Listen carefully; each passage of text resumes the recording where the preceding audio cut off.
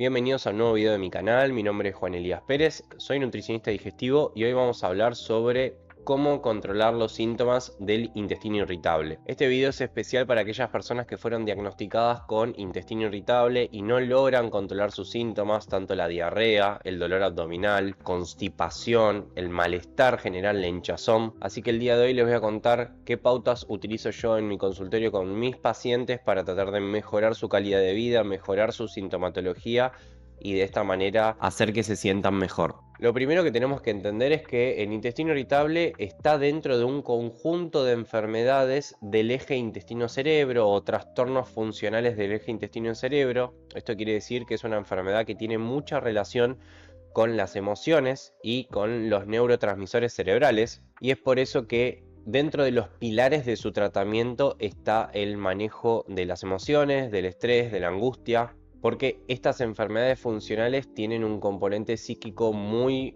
potente, es decir, con mucho peso sobre la generación de síntomas en las personas que tienen algún trastorno emocional o que están pasando por situaciones estresantes, laborales, en la familia, entre otras. Pueden exacerbar los síntomas. En realidad lo que está pasando acá es que aumenta la hipersensibilidad visceral. Perdón por la terminología compleja, pero esto quiere decir que las personas que tienen intestino irritable sienten mucho más los síntomas que una persona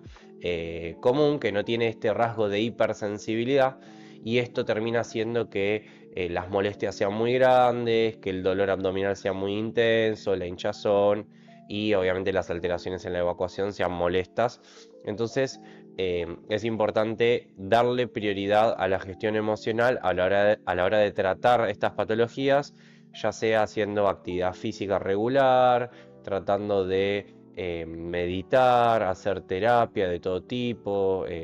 psiquiatría, psicología, psicoanálisis, hablar de los problemas, porque de esta manera, al abordarlos, mejoramos esa gestión emocional y en algún punto eso fomenta a minimizar los síntomas.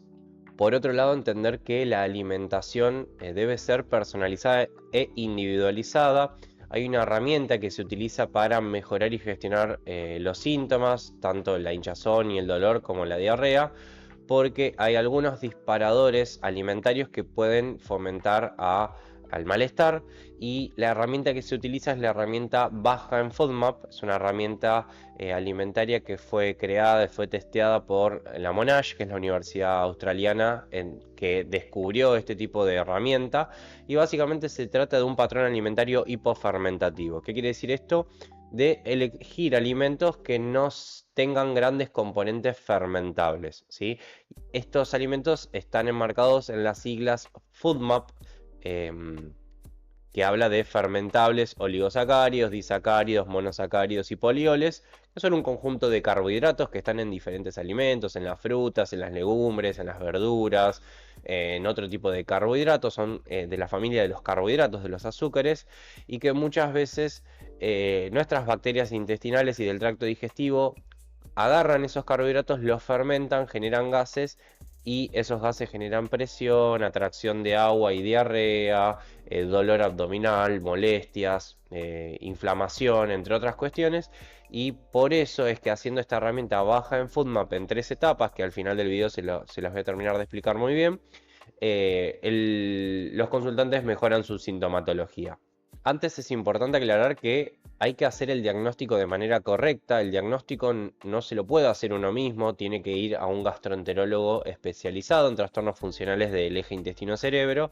para que dé el diagnóstico certero. Y este diagnóstico no es con ningún estudio en particular, ni con análisis de sangre, ni con ecografía, ni con videoendoscopía, ni nada por el estilo. Y tampoco es por descarte. ¿Qué quiere decir? Que no hace falta que uno no tenga ninguna enfermedad para después llegar a la conclusión de decir tenés intestino irritable y no te encontramos nada. No funciona así. Uno puede tener un montón de otras patologías intestinales o estomacales y al mismo tiempo tener intestino irritable, así que sáquense de la cabeza que es una enfermedad por descarte. Y después, por otro lado, como les dije, no hay estudios en donde se mida algún tipo de reactivo y ese reactivo nos dé el positivo para intestino irritable, sino que se hace por criterios de diagnóstico. Son criterios de presencia o ausencia de síntomas, como puede llegar a ser el dolor abdominal asociado a la defecación, es decir, que puede mejorar o empeorar con la defecación.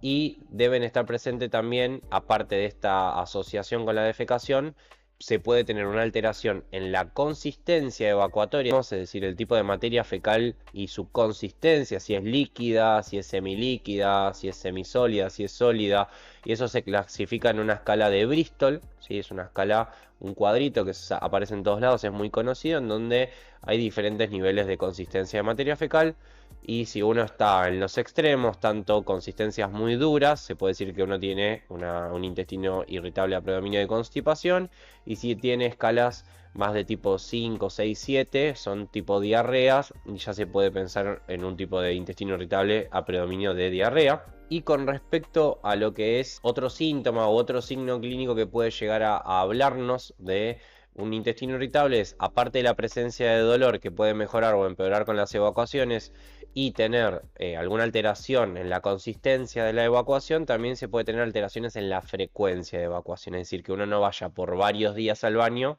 o que uno vaya varias veces en un día. Una vez entendido esto, que el diagnóstico del intestino irritable no es por ningún estudio, sino que es por un criterio de diagnóstico y tiene que estar bien hecho por un gastroenterólogo especializado, lo correcto sería que sea derivado a un nutricionista capacitado en realizar y en utilizar la herramienta FoodMap, es decir, la herramienta alimentaria baja en FoodMap, para tratar de identificar cuáles son los alimentos que peor le caen a la persona con intestino irritable y de esta manera minimizar los síntomas. Se hacen en 3 etapas, es decir, se inicia por una etapa de restricción de estos alimentos fermentables que dura entre 2 a 4 semanas. Se sacan alimentos como diferentes tipos de frutas, gran azucaradas, las naranjas, se sacan las ciruelas, se sacan las cerezas, se sacan un conjunto de frutas que son problemáticas para tratar de minimizar el aporte de fructosa, de glucosa, de sorbitol, de manitol y un montón de otros azúcares fermentables. Se sacan también los compuestos fermentables de las legumbres, la rafinosa, la taquiosa, las verbacosas, son oligosacáridos que son fermentables. También se sacan los polioles serían el xilitol, el sorbitol, el maltitol, se saca la lactosa. Se sacan un montón de estos carbohidratos fermentables para que el aparato digestivo de la persona con intestino irritable esté completamente deshinchada, desinflamada, sin fermentación. Pero una aclaración importante: esta etapa de restricción no se puede hacer durante mucho tiempo, para toda la vida. Por eso es que es necesario hacerlo con un nutricionista capacitado, porque si uno suprime estos alimentos que son fermentables, momentáneamente se van a mejorar los síntomas, es decir, uno va a bajar la fermentación, pero esos alimentos son nutrientes para las bacterias de la microbiota intestinal, que está más abajo, y que tener una microbiota intestinal bien alimentada es fundamental para tener una buena salud en general, no solo del intestino irritable, sino de el resto del tubo digestivo, y prevenir un montón de enfermedades. Entonces, si nosotros ampliamos las fechas en las que ejecutamos esta etapa de restricción y sacamos todos los alimentos porque nos autoprescribimos esta herramienta baja en FoodMap, es muy probable que la microbiota se vea afectada, se genere una disbiosis intestinal, esto es una alteración en el equilibrio normal de las bacterias, y se fomentan más enfermedades y hasta empeora el síndrome de intestino irritable. Por eso que hay que restringirlo de 2 a 4 semanas a los alimentos con un acompañamiento nutricional, y después se van reintroduciendo de a uno los alimentos, es decir, un día introduzco, no sé, vamos a poner lechuga, otro día introduzco ciruela, voy introduciendo de a uno de acuerdo al tipo de carbohidrato que restringí, y de esta manera se va evaluando la tolerancia, es decir, si toleramos nada, poco o mucho un alimento, y de esta manera vamos sacando aquellos alimentos que son completamente intolerantes para nosotros, que no los podemos digerir, no los podemos absorber, nos genera mucha hinchazón y malestar. Se los saca y se dejan aquellos alimentos que sí los podemos tolerar en un grado aceptable, para no privar a la persona con intestino irritable de un montón de nutrientes que tienen esos alimentos. Una vez que se termina de identificar todo el perfil de alimentos que no les conviene comer a esa persona en particular, por eso no hay alimentos prohibidos generales para todas las personas, sino que es individualizada la alimentación. Uno no puede sacar todos los alimentos porque sí, porque eso lo puede llegar a enfermar, es por esto que les decía de la microbiota. se termina de armar un plan de alimentación, un mosaico de 7 días de alimentos combinados para que la persona tenga variedad alimentaria y pueda cumplir sus objetivos por fuera del intestino irritable. Es importante aclarar que la persona con intestino irritable puede tener otras patologías, es decir, puede tener gastritis, puede tener reflujo, acidez, puede tener diabetes, puede tener constipación por otras cuestiones. Por eso es importante que no solo hagamos la alimentación baja en FODMAP solo por el hecho de que tenemos el diagnóstico del intestino irritable, sino que analicemos a la persona como un todo, con todas sus enfermedades, para poder adaptar a esa alimentación baja en FODMAP ya terminada los otros alimentos que hay que tener cuidado por tener otras patologías. Porque, por ejemplo, el morrón y la mozzarella se pueden comer si el morrón es verde, está bien cocido, etcétera, en la persona con intestino irritable, y la mozzarella también se puede comer porque es un queso que no tiene lactosa. Pero si ahora la persona tiene gastritis, acidez o reflujo y come una mozzarella que en teoría es apta FODMAP, o sea, tiene baja cantidad de sustancias fermentables, la persona con gastritis es probable que se sienta mal porque no se suelen tolerar grandes cantidades de grasa en la persona con gastritis. Entonces, nosotros estamos haciendo la alimentación para el intestino irritable, estamos metiendo un alimento que en teoría está permitido, entre comillas, en este intestino irritable, pero estamos afectando a otra patología que tiene la misma persona. Por eso es que la alimentación debe ser individualizada y no debe ser aislada a solo una patología, sino que se tiene que tener en cuenta todos. En reemplazo de esa mozzarella se utilizaría un queso magro, en Argentina se usa el queso por salud, o puede ser el queso cottage, etcétera, reducido o sin lactosa, si es que la lactosa te cae mal, y de esa manera uno mata a dos pájaros de un tiro. Mejora tanto el intestino irritable como la gastritis. Si le ves valor a este video, te pido que le des un me gusta, que te suscribas y que lo compartas con tus seres queridos que tienen intestino irritable. Nos vemos en el próximo video.